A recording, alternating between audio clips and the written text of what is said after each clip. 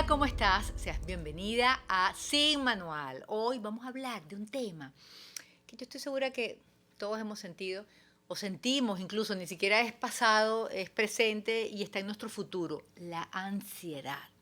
La ansiedad es una situación que nos desborda, la ansiedad es un problema que a veces nos supera y hoy queremos en Sin Manual ofrecerte herramientas para, bueno, salir airosos. Adelante. Para ello presento a mi invitada, se trata de Silvia Rodríguez. Silvia Rodríguez es Life Coach de mujeres, especializada en procesos de ansiedad emocional, autora de más de un libro que se llama Habla con tu ansiedad.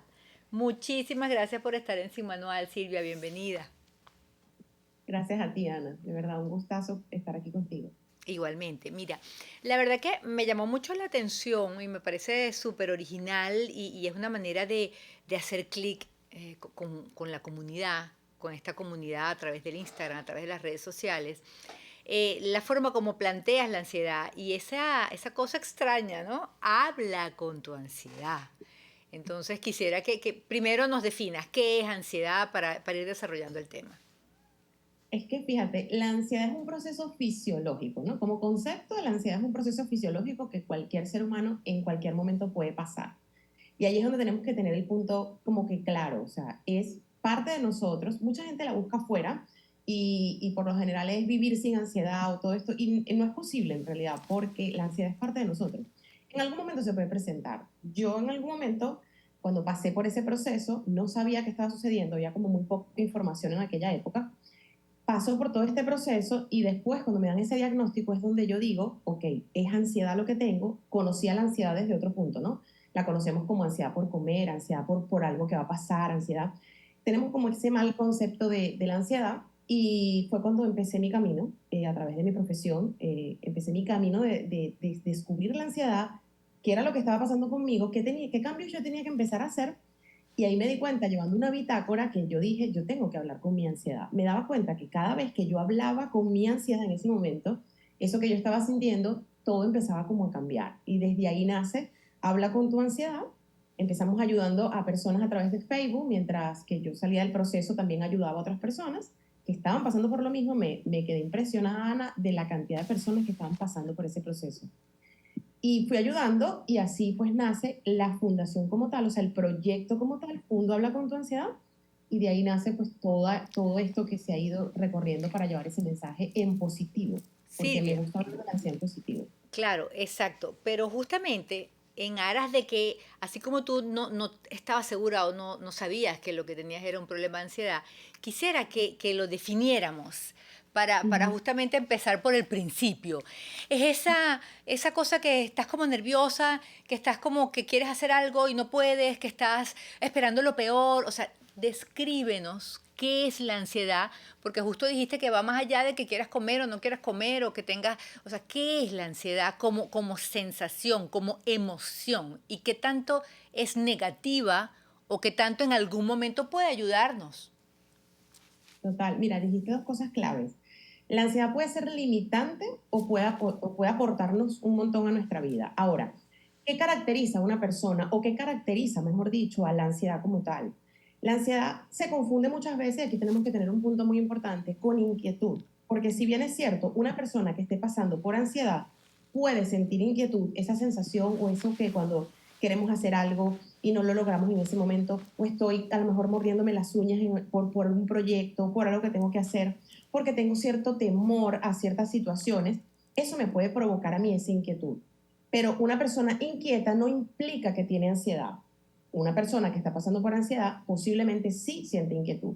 Ahora hablemos como tú me comentas. Vamos a ir al punto de la ansiedad como tal.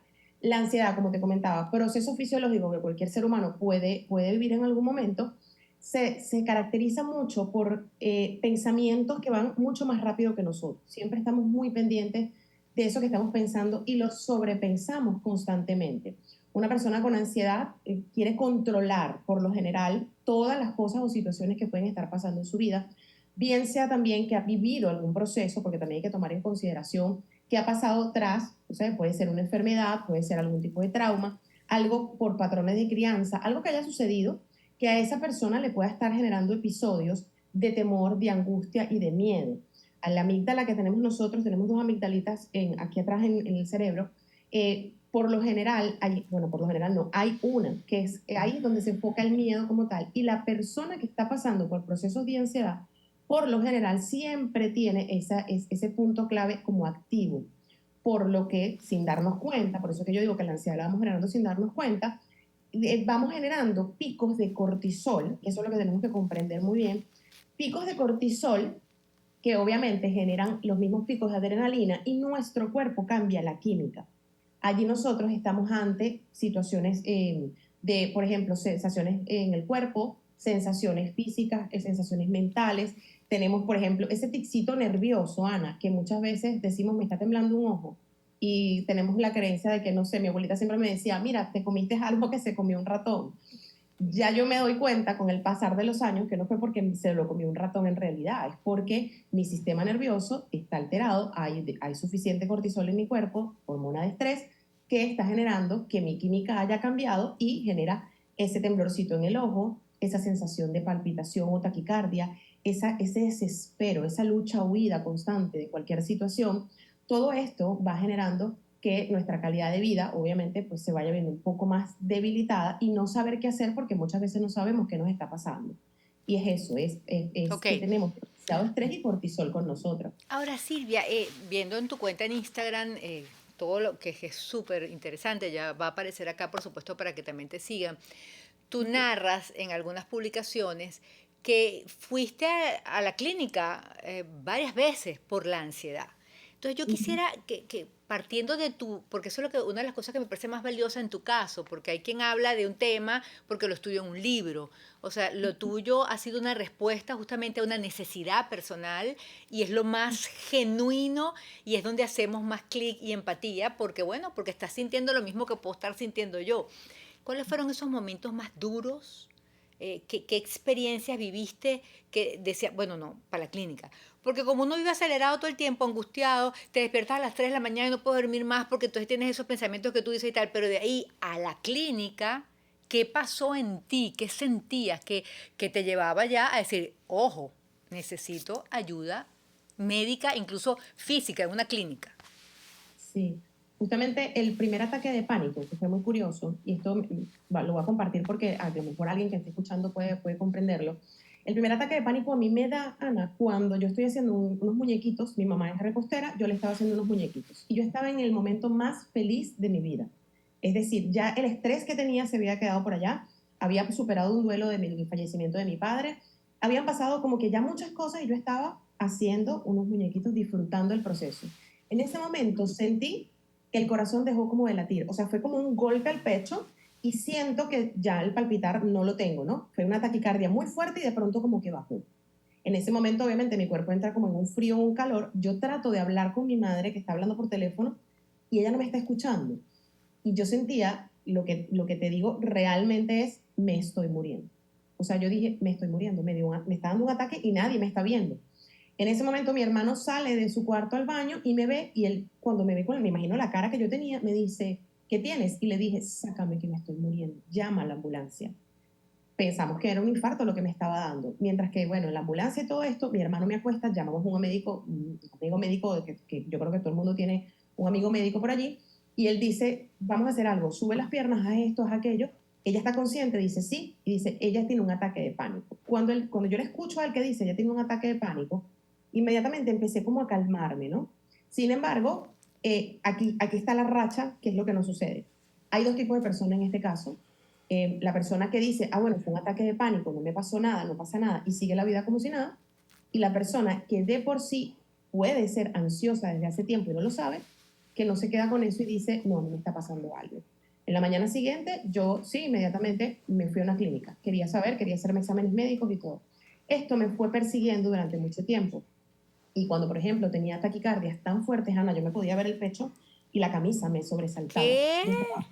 Sí, yo estaba de pronto tranquila y de pronto llegaba la taquicardia, ¿no? Y yo decía, tengo que tener un problema en el corazón. Yo te voy a decir la verdad, yo visité unos 8 o 9 cardiólogos y me tuve 4 o 5 dispositivos Holter y a ninguno le creía. Todos me decían, Silvia, ¿estás bien? Le decía, no puede ser. Algo tengo yo estaba, Ana, yo estaba buscando la enfermedad que nadie me estaba diagnosticando. Yo decía, yo tengo que tener algo más que a mí no se me está diagnosticando. Y esto le pasa a muchas personas que están pasando por este proceso, porque no entendemos cómo nuestro cuerpo hace tantas cosas. Tenemos temblores de pronto, nos sudan las manos, tenemos taquicardia, dolores en el cuerpo que no te explicas, perdemos visión, tenemos como visión borrosa. Una de las peores sensaciones y características que tiene la ansiedad es mirarte en el espejo y no reconocerte. ¿Cómo es Estar eso? fuera. ¿Cómo es eso, Silvia? Te miras en el espejo y no te reconoces. Hay dos cosas, ¿no? ¿Cómo? Te miras en el espejo y no te reconoces. Entonces tú dices, esta no soy yo. Te ves diferente. Yo por lo menos decía, Dios mío, me estoy muriendo. O sea, yo sentía que mi cara estaba envejecida, yo no tenía cabello, porque obviamente al cambio químico del cuerpo vas perdiendo ciertas cosas de tu cuerpo que inhiben, ¿no? Entonces yo me metía la mano aquí, yo decía, Dios mío, me bañaba, me metía la mano en la cabeza y no había cabello. O sea, era esto y aquí no tenía cabello atrás. Y entonces yo decía, no es posible, yo estoy enferma de algo. Por eso es que soy tan insistente con mi mensaje, porque yo, como estuve allí, yo decía, estoy enferma, estoy enferma. Ana, tú no me vas a creer. Bueno, en nuestro país, tú sabes que es diferente a donde yo me encuentro ahorita. Tú puedes ir a un laboratorio, solicitar unos exámenes, pagar por tus exámenes y te los llevas a casa y se los muestras a tu médico. Exacto. Y aquí no, aquí es totalmente distinto. Pero yo Silvia está en tenía... Miami, que no hice ese inciso. Exacto, yo tenía, bueno, incluso en Europa, tú no puedes ir al médico hasta que no te den tu médico primario.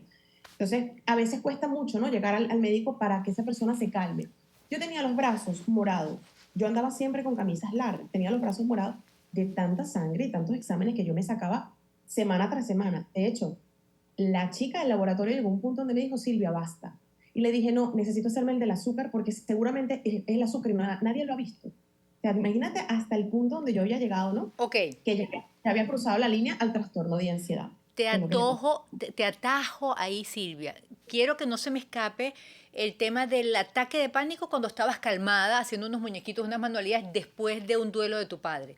Pero esto que tú nos estás narrando en este momento es dramático porque habla de una medicina tradicional que, no sé, a ningún médico se le ocurrió que la necesidad era psicológica, que la asistencia debía ser psiquiátrica, más allá de que físicamente tus órganos estaban bien, pero estabas sometida a un estrés continuo que te generaba todas esas manifestaciones producto del cortisol. O sea, ¿cómo llegas tú a esa ansiedad? Sí, fui justamente, ya después de tanta búsqueda y tanta búsqueda, bueno, consumí un medicamento que me recetaron en un momento, medicamento que casi me hace daño, Imagínate. ¿no? Wow. Casi me hace daño. El cirujano cardiovascular, Jorge Siberio Mayo, que está es el jefe de cirugía del Hospital Militar, allá en Caracas, es el que me dice, Silvia, por Dios, tú estás bien, o sea, ya no más, ¿no? Entonces él me dice, yo siento que esto tiene algo que ver con un tema psicológico. En el momento de verdad no le presté atención, Ana, porque mira, y eso es un llamado muy grande, porque cuando nos dicen que es algo psicológico, nosotros, sin darnos cuenta, creamos un rechazo, porque necesitamos es el diagnóstico, ¿no? Mira, no sé, fiebre por tal cosa, pero nunca decirte, tienes fiebre por emoción. La gente dice, ¿de qué me estás hablando?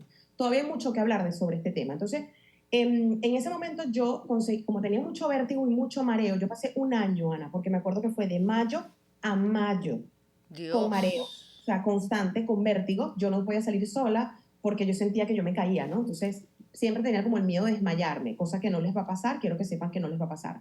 Pero llegó un punto donde fui a una clínica que se llama la Clínica del Vértigo, en Altamira, en la ciudad de Caracas, un doctor maravilloso, es un doctor ruso, él me hizo, estuve 6 horas en la clínica y llegué con mi madre tomada del brazo. O sea, mi mamá, yo le decía a mi mamá, no me sueltes que me caigo. En ese momento me hicieron todos los exámenes, me montaron en unas máquinas, me hicieron algo en el tema de la columna, todo tipo de exámenes que no te puedes imaginar, cuartos oscuros y todo. Cuando yo salgo de allí, el médico me dice, Silvia, siéntate. Yo me siento y él me dice, mira, todo salió bien, no hay nada. Yo quería, o sea, yo decía, no puede ser, o sea, no, es que no puede ser. Y él me dice, pero te voy a decir algo. Tú tienes, y te lo digo con toda seguridad, me dijo, tú tienes ansiedad. Y esto ya es un trastorno. Tienes trastorno de ansiedad generalizada.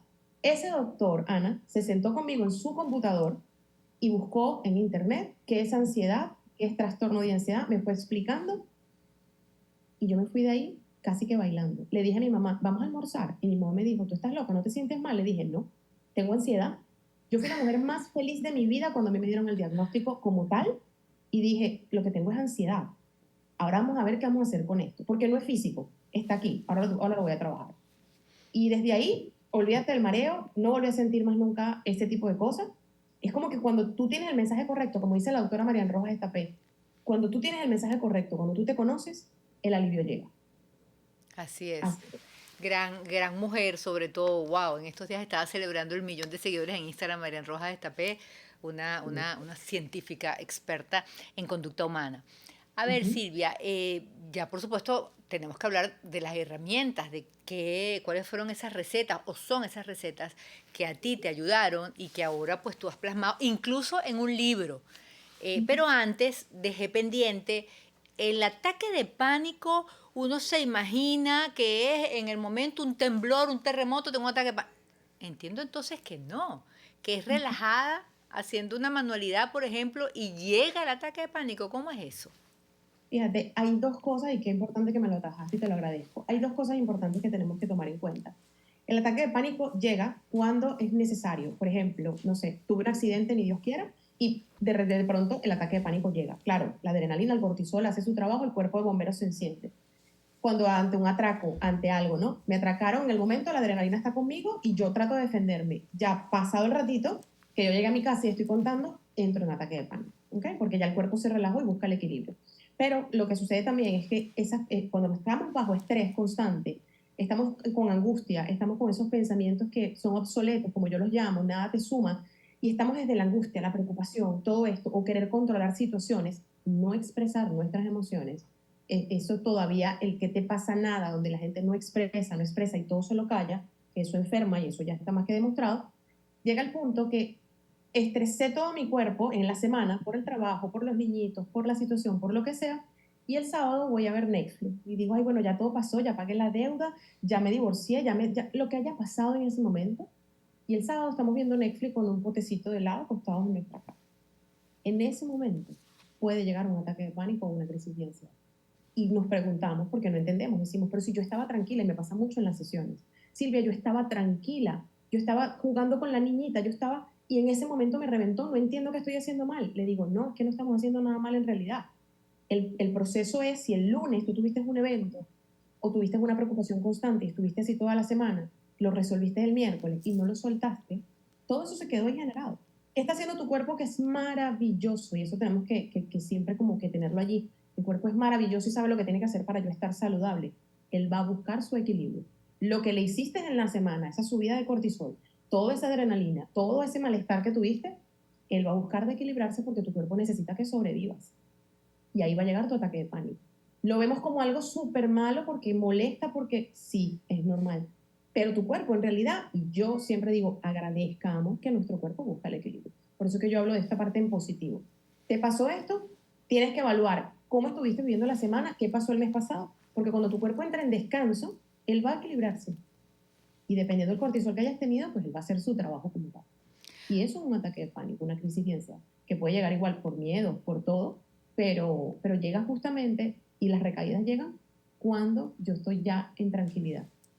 Y es Ah, importantísimo. ahora, Silvia, también quería como que retomar cuando narras todo ese periplo de un año, médicos y más médicos, consultas y exámenes físicos y bueno, la escasez de razonamiento o de conexión de algunos de los médicos con, ya va, espérate, que somos cuerpo, mente, alma. Uh -huh. Si eso en el área de la salud es una realidad, en el área del día a día de las personas es una realidad aún mayor. Cuando Uh te -huh. hablan que es un problema psicológico, lo primero es rechazar o decir, no, pero es imposible. O sea, ¿cómo? Porque o sea, tengo una cosa psicológica, se me está cayendo el cabello o tengo otras enfermedades. O sea, Uh -huh. lamentablemente, cuando te dicen tienes cáncer, todo el mundo, wow, solidario, ¿no? Y está contigo y te ayuda, pero cuando tú lo que estás es deprimida, ansiosa, la actitud no es la misma, porque dicen, pero bueno, si eso es tu cabeza, chica, sácate eso de la cabeza y punto, mira, tienes dos piernas, dos brazos, en fin, esa actitud no ayuda, porque No. estamos como un poco alejados de esa realidad y esa conexión que tan importante como la salud mental es la física. Totalmente, totalmente. Mira, y yo recuerdo ver cuando iba a uno de mis doctores también, maravilloso, allí en la clínica Gabriel Rossetti, él una vez me dijo, Silvia, por Dios, primero que me dijo, tienes más músculos que yo, tienes que relajarte, ¿no? Y después me dijo, Silvia, es que todo está en tu mente.